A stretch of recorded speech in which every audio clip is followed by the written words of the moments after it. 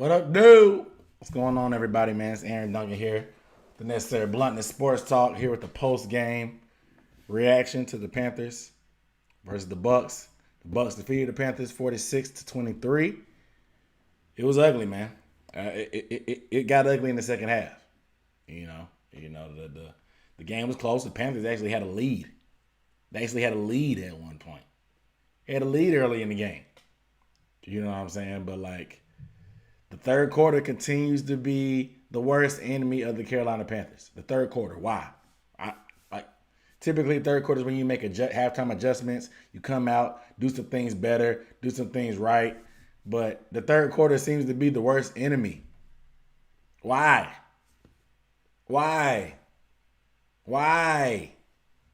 And I know Matt Rhule's been getting a lot of hype from a lot of praise from the improvement that the team has shown.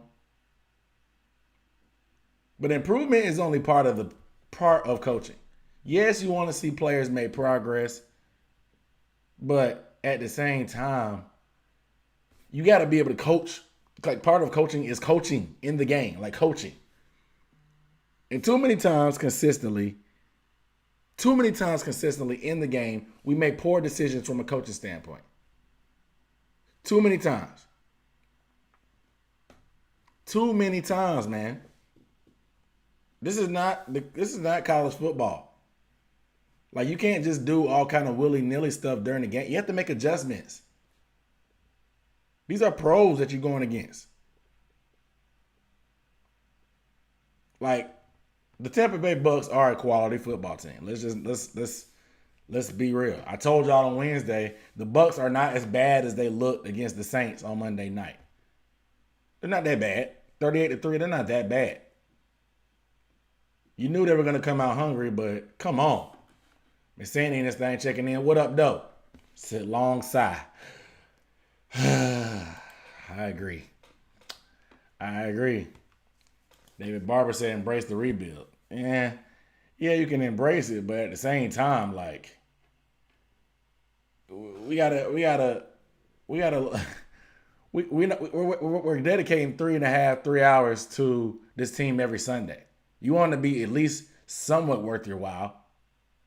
You want to see some kind of progress. But I'm starting with the coaching because I think they deserve the most blame for the most part. The coaching is bad. Andy Clark, what up, though? Now, we can say all we want about the players are what players have actually we've seen make progress. We want to give credit for them making progress and stuff like that. But who's made progress? Brian Burns has made progress, but I think Brian Burns was going to be what he was regardless. Brian Burns showed flashes last year. Who on this team has shown development? DJ? No, DJ, I think DJ would have been good. They just needed to use him properly. DJ was a 1,000-yard receiver last year. He's on pace for better numbers probably. But who's really developed? Curtis? Curtis has always been a playmaker. Who have they developed? Who have they developed that we need to give this coaching staff that much praise? We wanted to give them credit for the 3-game winning streak when we didn't expect to win 3 games in a row, fine. But we haven't won a game since. Yeah, we've been competitive and we've been in every game and everybody tries to say that, this team is going to be good in the future. What have we shown? That we've shown development to the point that we think that this team is going to develop under these coaches. You know what I'm saying? We can't crown these dudes too early. Some of the decision making during the game, and I'm not even going to be development. Okay, but let's talk about this in-game coaching. What up, Andy Clark? Drip Too Hard said PJ need to start. He might. Teddy look like he may have a knee sprain. We haven't got any exact word on it. It was like Teddy may have a knee sprain. So we'll have to see. John M said he disagreed. PJ do not need to start. But let's talk about these in-game decisions. Because we Ravens number 8 said hi. What up, though? We say what up, though, around here when we greet Ravens number 8. McSann said no halftime adjustments every single game. Do you guys know that our third quarter offense is one of the worst third quarter offenses in the league? They talked about it during the game a little bit. But do you know that we've been shut out in the third quarter 6 times in 11 games? So over half of our games, we have not scored any points in the third quarter. None. So either way, you're not doing anything good, because if you're winning and you're not scoring any points to create more space, people are catching up with you. But if you're down going into the third quarter and you don't score any points, you're probably going to be down even more, or you're not making any progress, putting that much pressure on yourself to go into the fourth quarter. 6 times in 11 games, we haven't scored a third quarter point. That's wild. This is the NFL. But like the third quarter, and then the fake punt. It was so obvious. We have the most fake punts in the league. You faked the punt against the Bucs in week 2 of this season. It didn't work. They know it comes off as very desperate and incompetent as a coach when you're faking a punt when they obviously are lining up to show that they're ready for it. Why not just go for it in those aspects? You tried, like I said, you tried it earlier in the season. It was bad against the Bucs. You tried it again.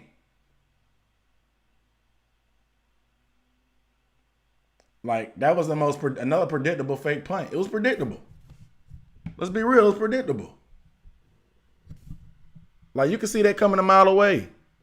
Who didn't see that coming? Who didn't see it coming? Rocket Man says it bad. They thought they were going to lose. I mean, the Bucs, like I said, they're not as bad as they showed against the Saints, but they're also not as good as they've been hyped up to be. But at the same time, when you're going against a team like the Panthers, who have one of the worst defenses in the league, like, they didn't force a punt today. Again. Did they? Or was it 1 punt? Might have been 1 punt. Let's check the numbers. Nope. No punts. The Panthers didn't punt either, so there's that. But you didn't force a punt. The Buccaneers' possessions. They fumbled on their first drive. Obviously. Then they got touchdown, field goal, touchdown, field goal, touchdown, field goal, field goal, touchdown, touchdown.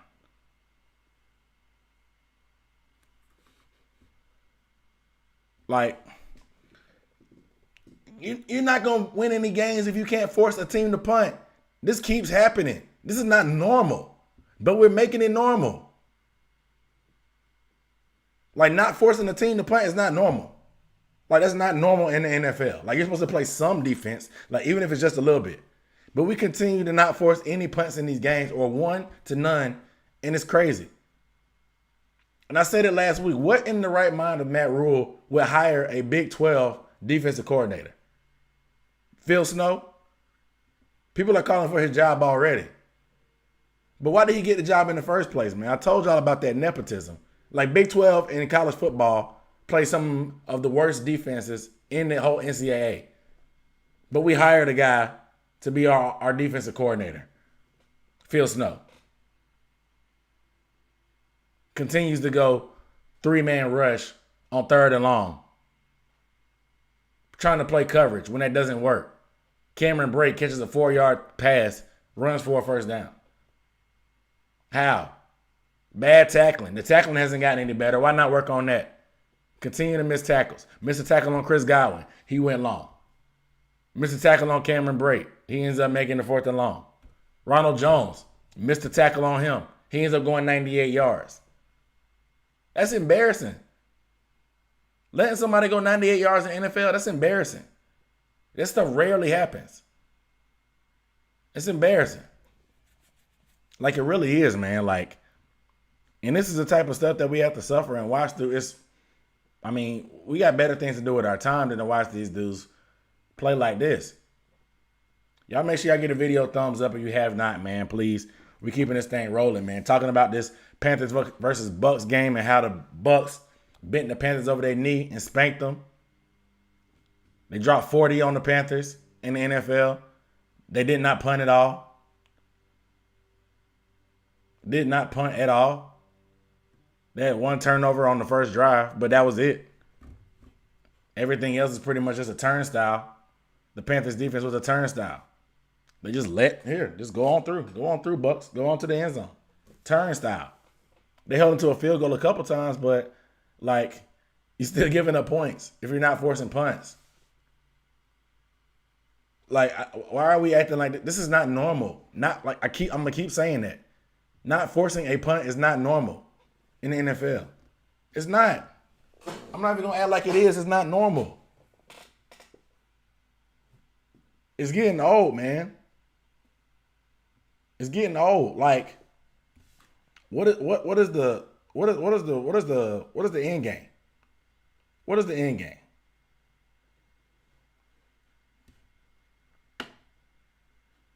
You can catch up on the comments. Rocket Man said Teddy was doting us up in the first quarter.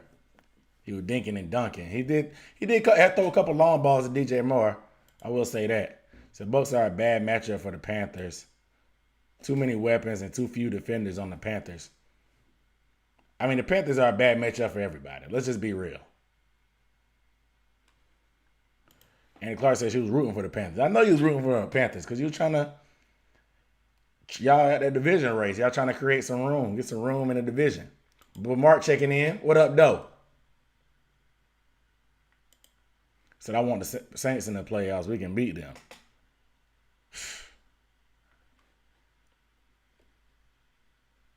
We'll see. Said that nepotism is a good way to get fired. Exactly. Said defense can't stop anybody. They can't stop a nosebleed. They can't stop a runny nose if they had a handful of tissue. It's not. I'm gonna keep saying it, guys. It's not normal. It's not normal to not force a punt in an NFL game. I don't care how many times we do it. It's not normal. It's not normal.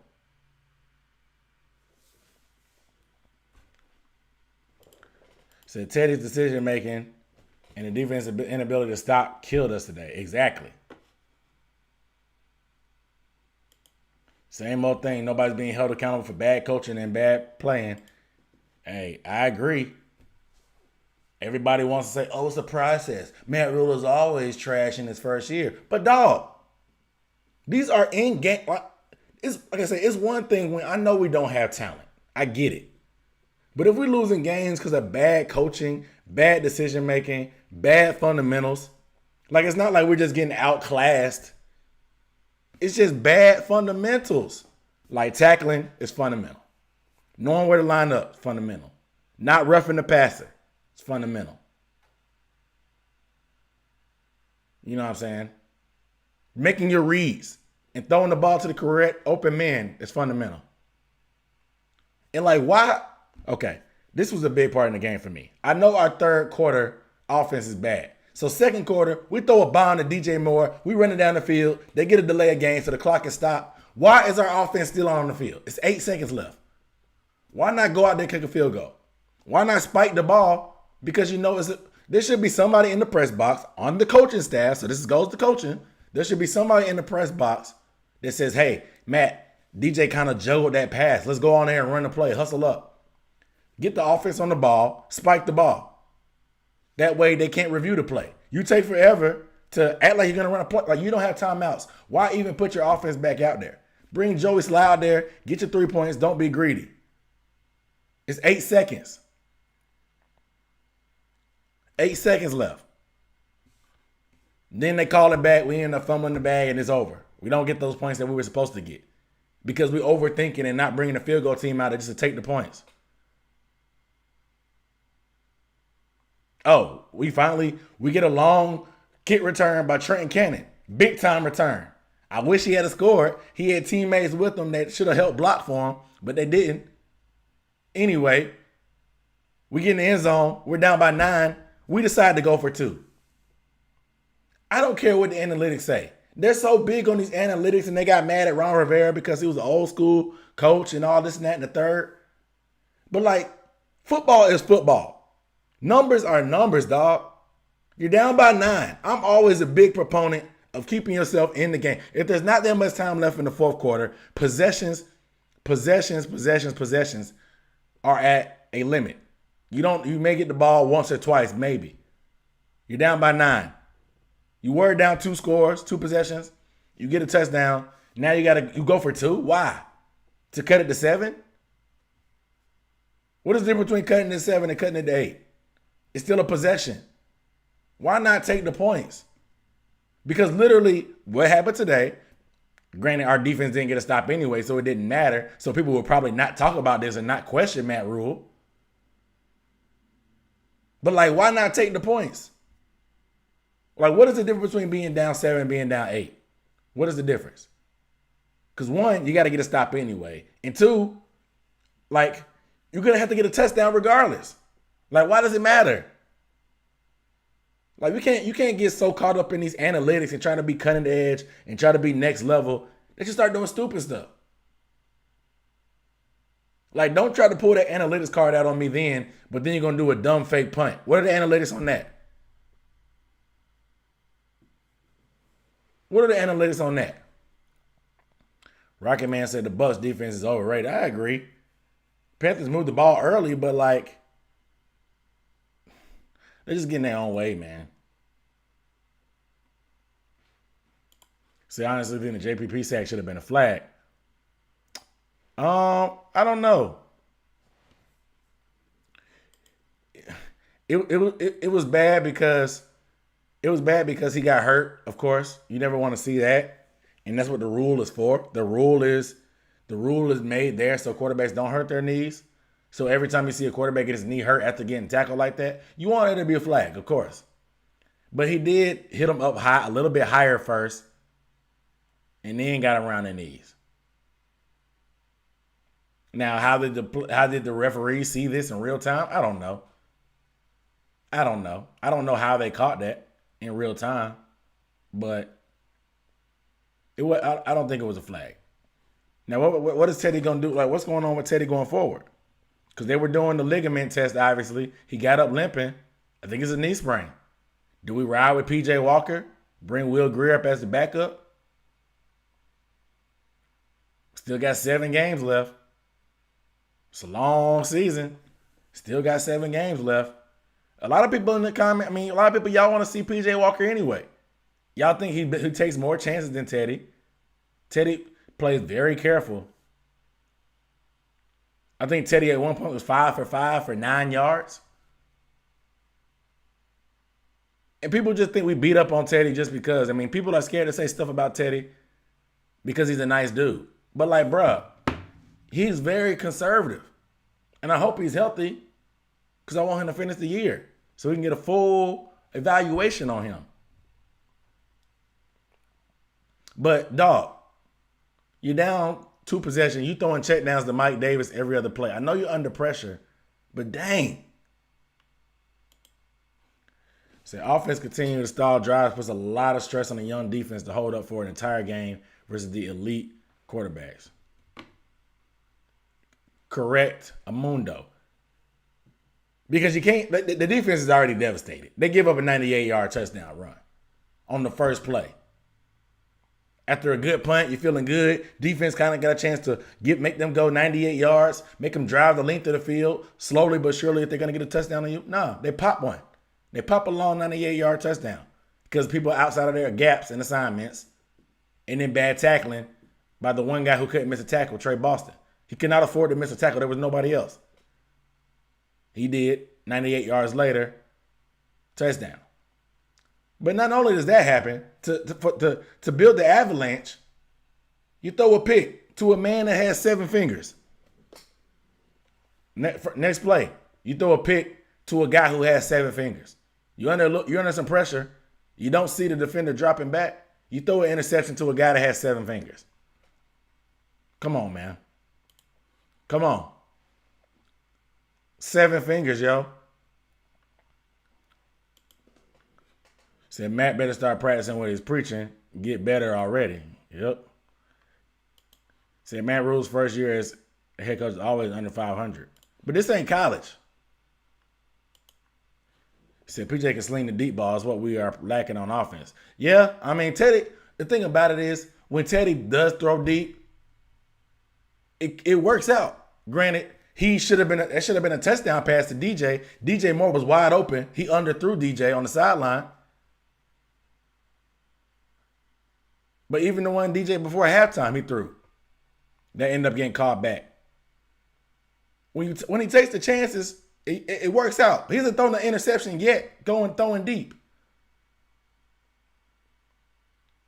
And I don't know if he was just playing conservative and shaky, because he was shaky early on, even in that touchdown drive. That was a duck to the tight end. He was underthrowing wide receivers on screen passes and stuff like that, short passes, throwing behind them, throwing low, throwing high to Ian Thomas on third down.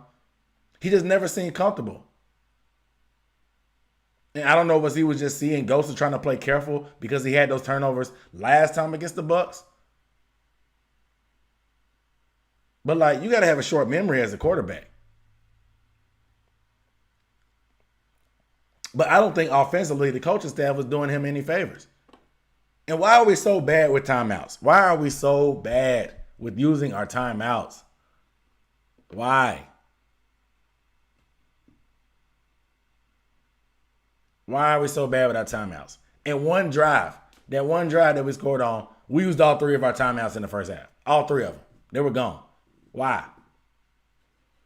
I don't get it, man. Say those long runs shows Trey Boston needs to be benched. And they're not all on Trey Boston. Trey Boston just needs to make tackles. But, like, people are out of position up front. We know Tahir Whitehead is garbage. But, like, our D linemen overrunning plays, getting out of their gaps, not standing where they need to.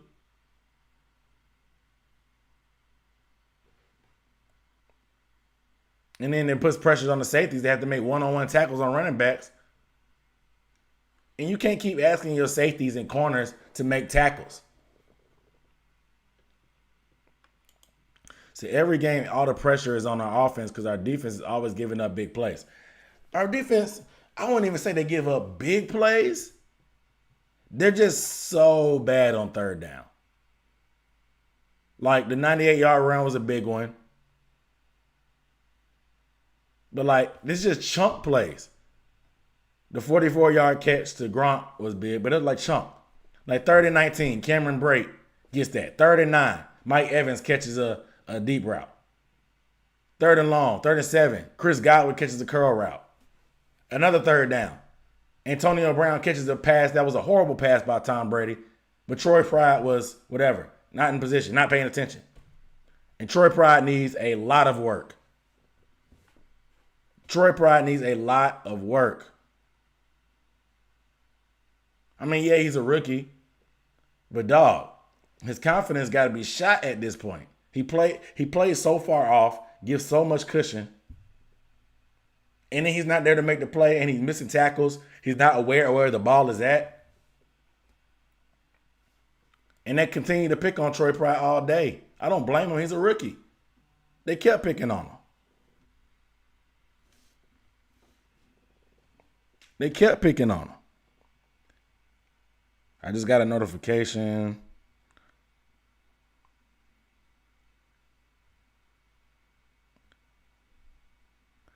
They said Teddy's going to get an MRI tonight or tomorrow.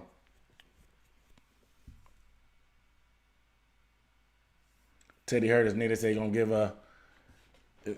an MRI.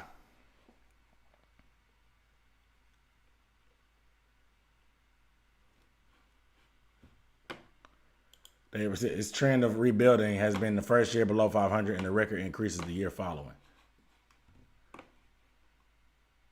I mean, okay, that's fine. But David, tell me what progress have you seen that gives you like hope for the coaching staff? Like, what players can you say have just honestly probably gotten better and developed because of coaching? Because you're not going to convince me that in game, these guys are good coaches because they don't make adjustments. They're bad at managing the clock. They're bad in the 2-minute scenario. They're bad with managing timeouts. Nothing in game is good about this coaching. Like nothing. They don't make like I said, they don't make adjustments. I don't see it. So what? If you tell me that preparation and player development is a plus for that, like point to me what players have gotten better. I want to know what players have gotten better underneath this coaching staff. Brad Hull said Teddy was definitely off.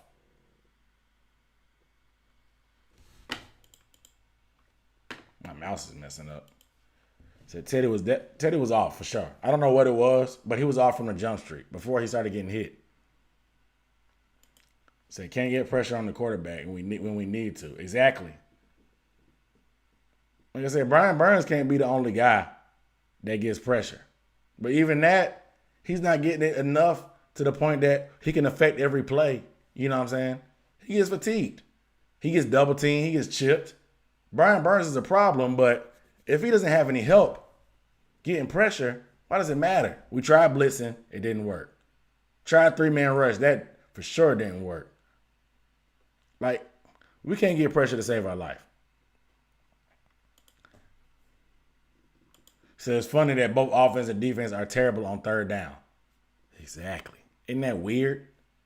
Third down, we bad. Third quarter, we bad. Like, I don't understand, man. Like, that goes into preparation. If you know the issues, you know red zone was a problem earlier in the year. Why not focus on that? That's gotten a little bit better. Third down has been an issue all year. Why not focus on that? Tackling has been an issue all year. Why not focus on that? Third quarter adjustments. Do something different. They said they even did a fake halftime in practice to simulate coming out for the third quarter. That's not working. Like, come on, man. Dre Dritsusar said we gave up. Yeah, after that 98-yard run, I think that was it. That was the dagger in the gut. Because you punt it and it falls all the way down to the 1-yard line. You get a good punt. Charlton has some good punts today after he shanked that one last week against Kansas City. But then you turn around and give up a 98-yard touchdown run, and then it's like, dang. I mean, there's still time left, but that hurt. But then Teddy turns around and throws a pick on the very next play to a guy with 7 fingers. That takes the wind out of your sails if nothing else does. The defense is already bad. You can't turn around and put them right back on the field. And then the dumb fake punt just comes off as desperate. Stupid and desperate. That's what it comes off as. Stupid and desperate. You give them the ball on the 35-yard line, they turn right back around and cook. Go for the touchdown. And now you're really out of it. It's to embrace the rebuild. Trying to, but if I don't see promise, how can I embrace it? It's forcing are not great DBs to play in coverage longer. Exactly. That's what happens when you don't get pressure. You guys make sure you get a video thumbs up. If you have not given the video a thumbs up, make sure you guys subscribe. If you have not subscribed, I am Aaron Duncan here with the Necessary Bluntness Sports Talk. We're doing the Panthers recap. I do Panthers recap analysis and videos along with live streams and all that stuff, just like this one, post-game on Wednesdays. Videos during the week with film breakdown. So y'all make sure you subscribe. If you have not, hit the bell icon if you have not. That way you get a notification when I go live after the game and on Wednesdays. But we're keeping it rolling. Said Joe Brady. I have to go look at some more film because I don't know, is Joe Brady not calling longer plays? Because why is Teddy going short on stuff? 3rd and 6, we throwing 3-yard routes. 1st and 10, we throwing backwards passes. Screens are low behind receivers. We're calling a shot play ever so often that works, but why not any intermediate stuff? How often do we have any 15 to 20-yard plays? It's either very short and we'll throw a long one every so often. Why not mix it up? I know Joe's still trying to find his groove, I guess, because he's still young. And I told y'all he's still rather inexperienced as an offensive coordinator. He didn't call plays at LSU, y'all. He was a passing game coordinator. He didn't call plays at LSU. So he's inexperienced himself. David Barber said they don't need to win this year. To me, 3 games is not going to. 3 games. If they go 3-13, they may have a chance for a top 8, top 7 pick. But to me, they just got to make up their mind. Are we in a rebuild, or are we actually trying to compete and stuff like this? Because if we were just going to play bad and lay down like the Jets, that'd be good. But to continue to try to get close and letting the same mistakes beat us, like if we were just going to be a bad team, but like we got better, we fixed our mistakes week in and week out, we fixed our mistakes, I'd be like, okay, we're progressing, we're getting better. The young players on defense are getting more experience and playing. But no, that's not happening. I can't really put my finger on any person that's progressed, like I said. He said, do I think Matt Rhule's going to get rid of Phil Snow? I don't think so. I told y'all about nepotism, but there's a lot of things about loyalty too. He said Phil Snow was the best coach he knew. And obviously Matt Rhule doesn't know that many guys. But he said Phil Snow was the best coach he knows. That's why he wanted to bring him with him. But like I said, why the heck would you bring a Big 12 defensive coordinator with you? The Big 12 is notorious for playing the worst defense in the NCAA. But you brought this guy to the NFL with you. What has he done as a defensive coordinator for a Big 12 team to let you know that he's a quality coach that can make the step to the pros? Huh?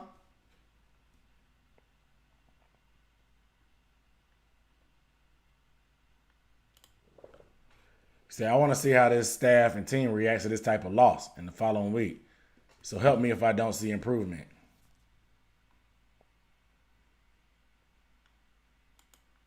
Said Teddy ain't it with the checkdowns. Dog, if we down 2 possessions, you can't throw checkdowns, man. I mean, PJ Walker is not great, but he gonna sling that thing deep. And you've seen that in the 5 plays he's played for us this year. He gonna sling that thing deep. He gonna sling that thing deep. See, I wouldn't be surprised if Tepper and Marty lets Phil get by with being so incompetent as DC. And yeah, his cop-out is that, oh, we're still young on defense. We drafted 7 rookies and we started 4 of them. We were going to be bad on defense because we started young guys. Nah, man. You want to see progress. Like, we're 9 games in the year. That rookie excuse is lame at this point. These guys have played a lot. Troy Pride has played a lot. Derek Brown has played a lot. Gross Matos has played a lot.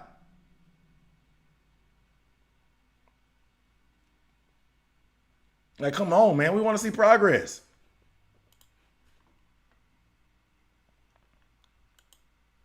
So Teddy's used to checking it down. Exactly, man. It's way too conservative, man. He said we're not tanking for Trevor. So many more teams worse than us. Yeah, we can't. At this point, we're not tanking for Justin Fields either. I mean, granted, it looks like we're probably going to be at the bottom of the NFC South because the Falcons have a better record than us. It looked like for a minute that we wouldn't be the bottom, but it looks like we probably are. You know.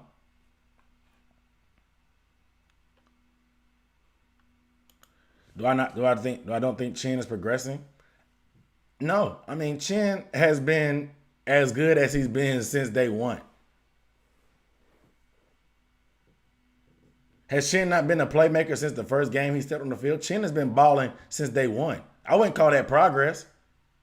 I mean, he's getting more experience, so he was going to learn regardless. To my opinion, just putting him on the field. But he was a playmaker from day one.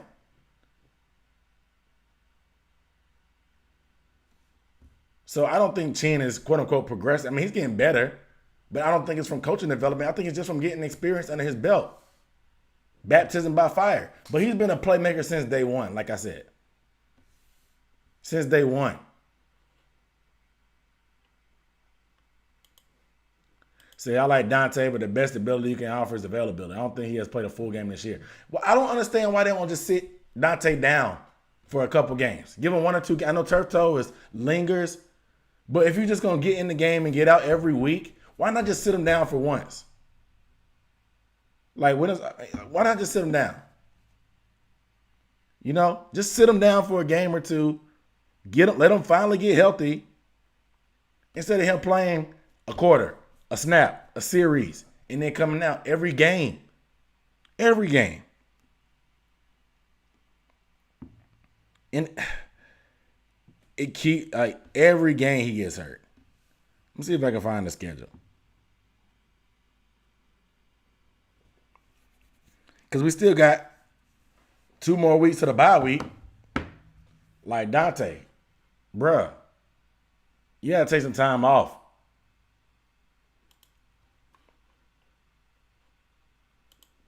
Said Dante constantly being injured is hurting us. Yeah.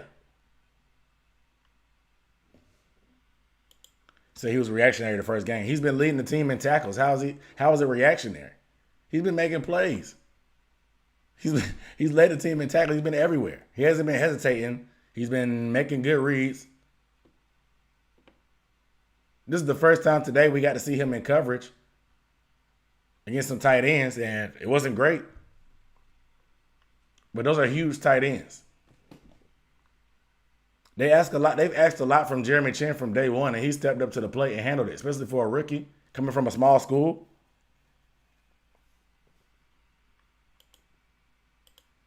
Alan Gray said we need to use our whole draft to offensive line this year instead of defense like last year.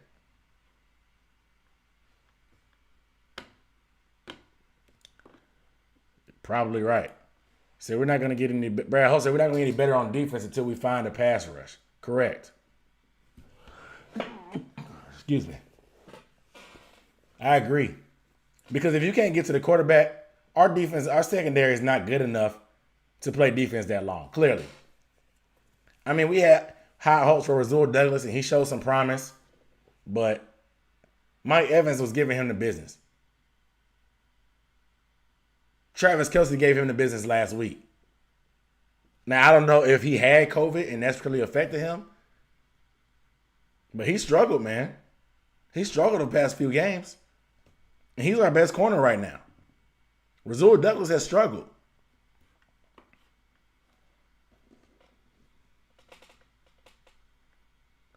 So you think we draft off defense again or retain?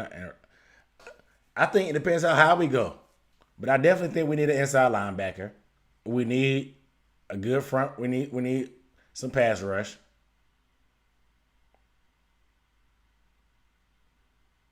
We need some corners. We need offensive line help. We need a lot, y'all. Probably could use a quarterback too if we draft high enough. Just saying. David Barber said COVID caught. That was actually a sneeze.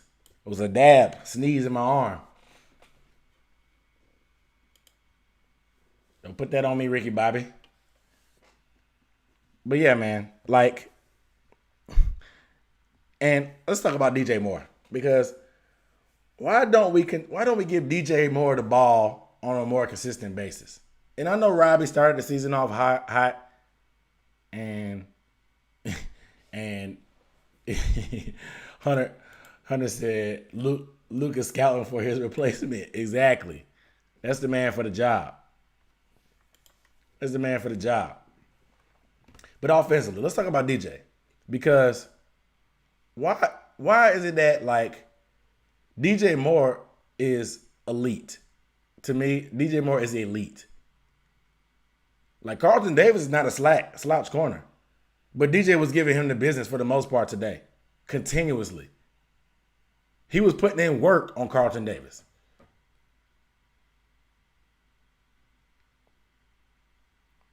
DJ Moore is elite. Why does it seem like Teddy cannot get him the ball consistently enough? But every time DJ gets the ball, something good happens. Whether it's the deep ball, a screen, a slant, something like that. Why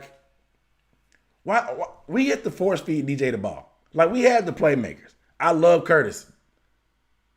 But it's just something about DJ, man. And he's the one that seems to get the back end of all the love. He gets the least amount of love. Today, he led the team in targets, 4 receptions, 96 yards. We only had 148 yards of total passing. That's not good, guys. I don't know if you guys know, but 148 yards of is not good. It's not good. Oh, wow. I'm watching the Saints game, and they just threw a BS pass and a roughing the passer because he landed on Drew Brees. That was terrible. That was terrible because he ran into somebody. But anyway, oh no, that's a bad call. But anyway, sorry guys. DJ Moore is elite, man. Why don't we give him the ball more? I don't understand. Why don't we give him the ball more? He's elite.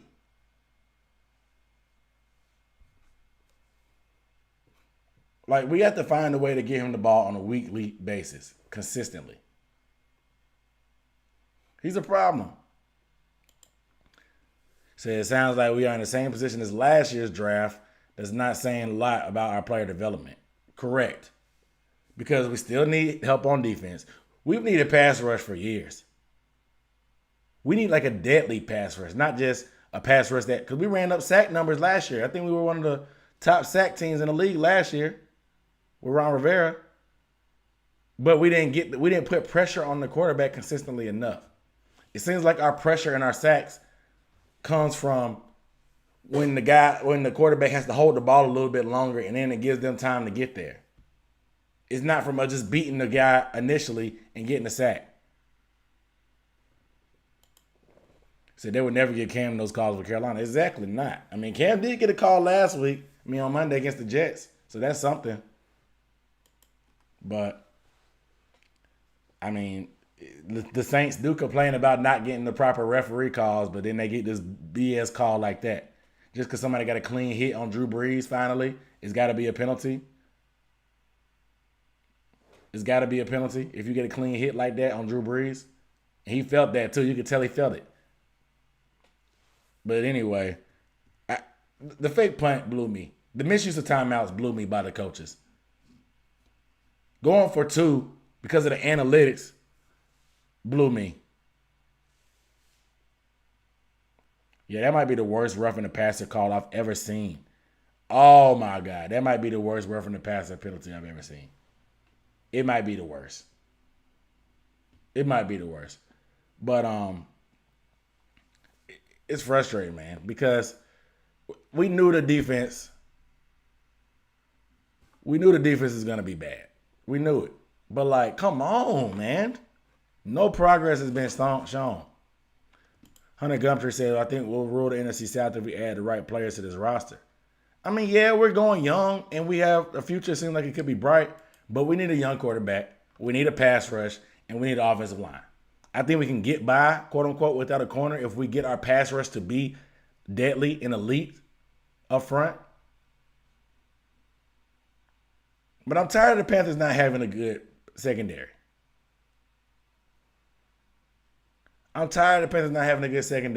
We always try to have this good front seven and then just let them do work for whatever. But when can we get in some good corners? We had Josh for a nice little run, but Josh Norman for a little run, but when the last time we had good corners? When?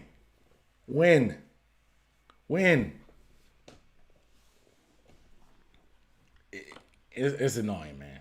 It's annoying. So DJ Moore will probably try to test free agency when that time comes. We'll see. But I think with a better quarterback, with an arm, a deep ball, he will do numbers. He's doing numbers now. But you see the deep balls that he has, he's constantly being underthrown. Sometimes he's wide open and Teddy doesn't see him. So I don't think we've ever had an elite secondary.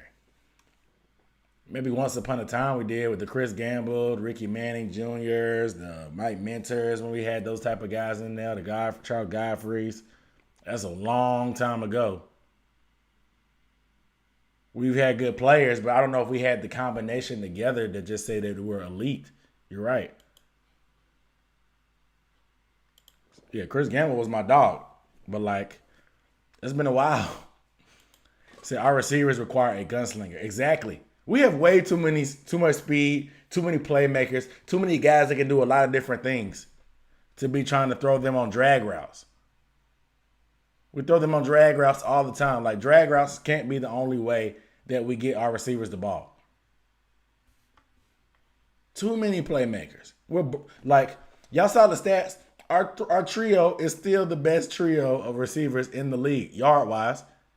And if you watch us on a weekly basis, you can see that we could be doing even more than we've done. No pun intended for DJ. Said Ken Lucas. Yeah, Ken Lucas too. That's, like I said, that's still a long time ago. Said give PJ a couple years and we'll have one. I mean, a lot of people want to give PJ a chance, but I just don't think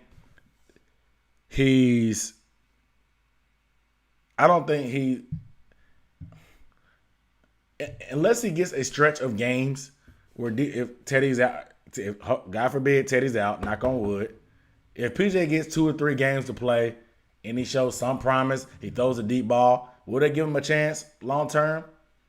I doubt it, because they're probably going to want to get a quarterback they can build for the future that they're sure about. But I wouldn't mind seeing PJ get a chance if Teddy's hurt. I definitely don't want to see Will Grier. I would definitely take PJ Walker all day and tomorrow and 2 times on Sunday over Will Grier. For sure. So do I think Marty Harding needs to go? Yes. Yes. Yes, I do think Marty Harding needs to go. And why did we keep him? I don't know. I don't know if they just kept him so he can be the scapegoat. So he can be the scapegoat for when we're making all these moves.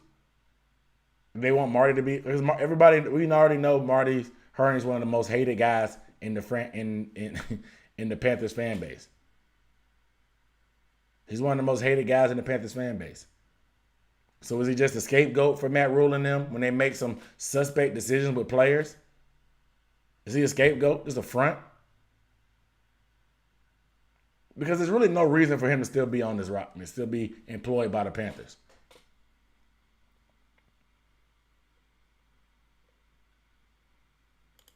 Gerald Johnson said, why in the F are we rushing 3 on 3rd and long, 3rd and 19? So stupid. We rushing 3 when we struggle sometimes to get pressure with 4.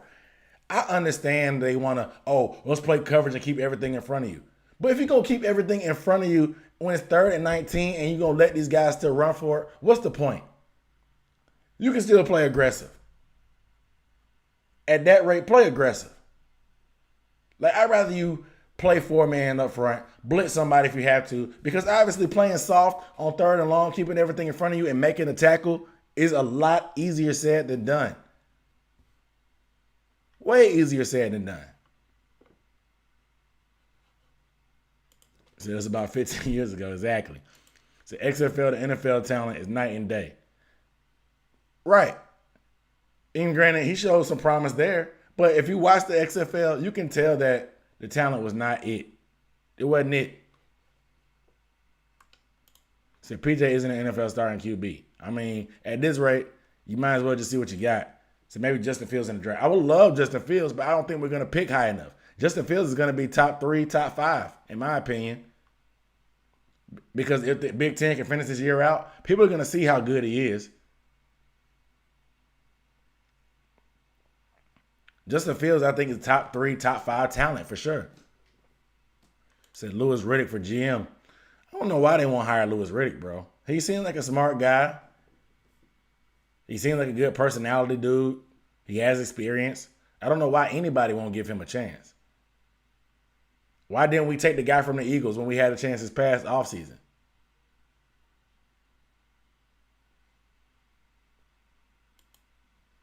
So I want to see a GM who's not afraid to be aggressive to get talent. Exactly. When's the last time we made a big-time trade? The biggest trade we probably had was when we got rid of Kelvin Benjamin. The only time the Panthers make a splash in the offseason is when we get rid of our veteran players. Isn't that crazy? The only time we make a big splash in headlines is when we cut Steve Smith or cut Jonathan Stewart or cut Cam Newton. That's the only time we make headlines in the offseason. We don't have GMs that's going to be aggressive to make these moves. Why? We need somebody like that.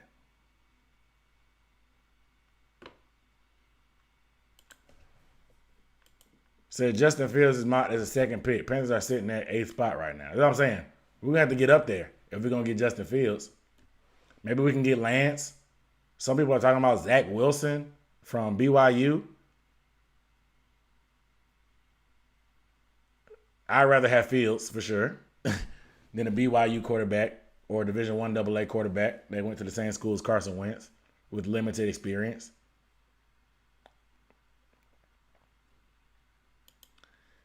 Say Trey Lance or MLB in the first round. Yeah, I think Micah Parsons, he's going to be up there too. But if we can get into the top 7, maybe 5, 6, or 7, if we can slide up there eventually, I mean, maybe we can get Micah Parsons. That would be good.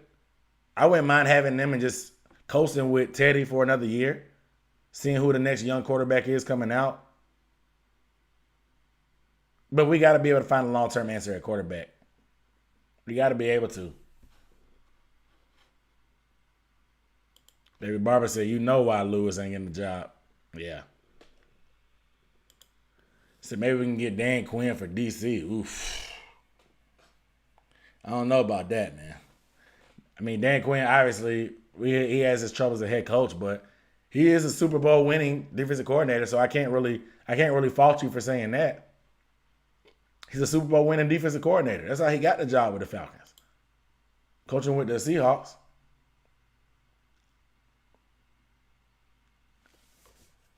Dude, those 49ers, man. Like, they have such good depth. Why can't the Panthers have that kind of depth? The depth that they have is ridiculous because they have all these backups in and they're giving it to the Saints right now. Why can't we draft depth like that? First of all, our starters are suspect in spots, but then when those guys go down, we're in trouble. Last week, Jeremy Chin goes down. Travis Kelce goes for 146 yards at tight end.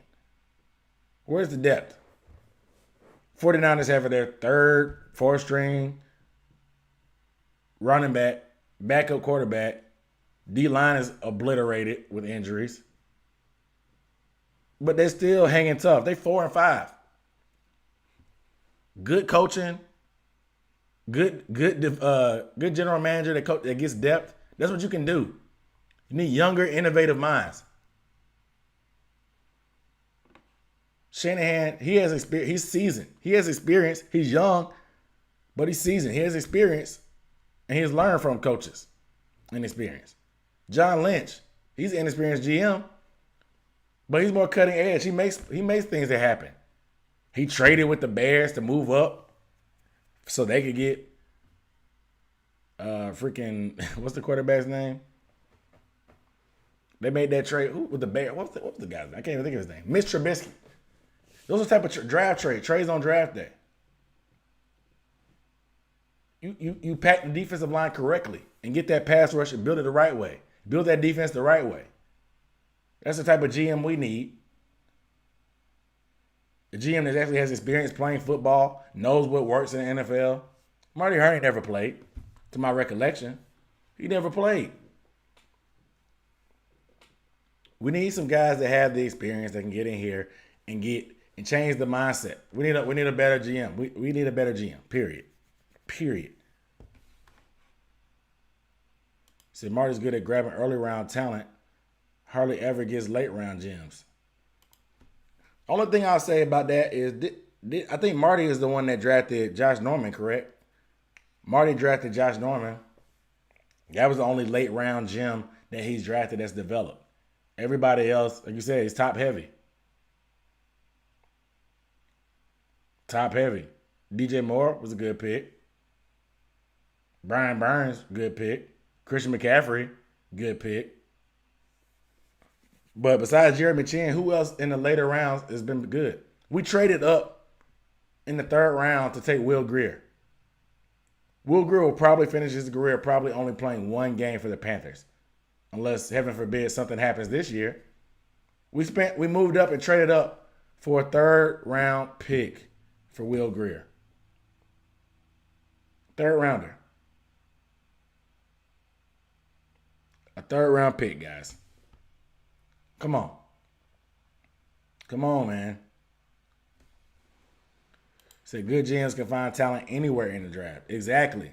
You find guys that fit your system that can overachieve when they play in your system. You coach them up, and that happens. We got to get on the same page when it comes to coaching and general management. You got to be able to coach these guys up to progress. Like I said, I haven't seen much progress, and the in-game coaching is terrible. Like, where are we at right now as a franchise? We're in a weird spot, man. Like you said, we're almost going into next year's draft with the same needs as last year. Pass rush, corners, offensive line, quarterback. Isn't that crazy? We have almost the same needs as we did for last year's draft. The only difference is probably linebacker, but we needed that last year too.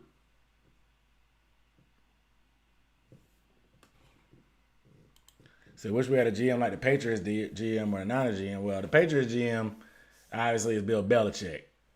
But they're good at drafting late talent and getting the best out of them. They developed the most nobodies out of anybody. And the 49ers are balling.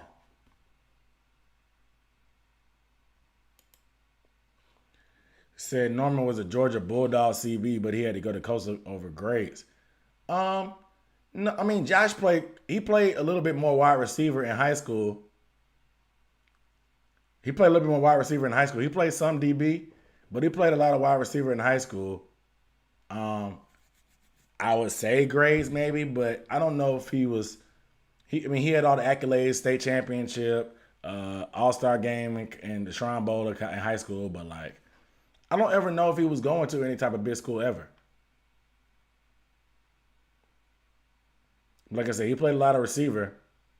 That's why he has pretty good ball skills, because he played a lot of receiver in high school. Greenwood High. You know what I'm saying? Greenwood High School. But, yeah, I mean, we haven't really been able to find any late round gems like that.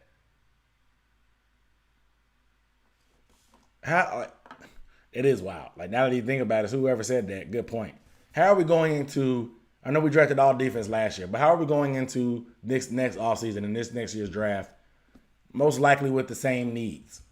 Corner, pass rush, offensive line, probably quarterback, probably middle linebacker.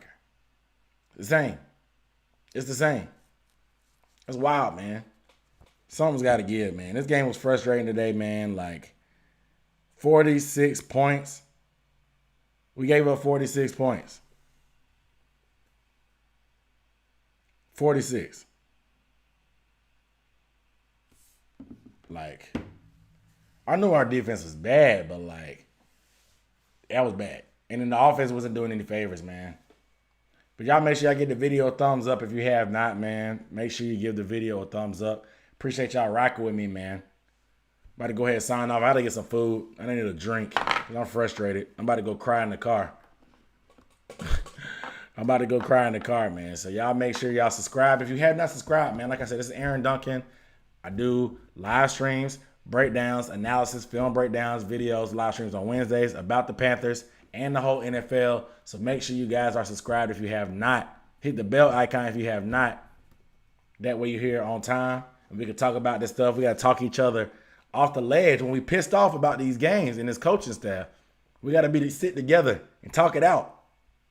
We got to sit together and talk it out, man, because it get frustrated if you hold all this stuff in, man. You get pissed off. We got to talk about it together, man.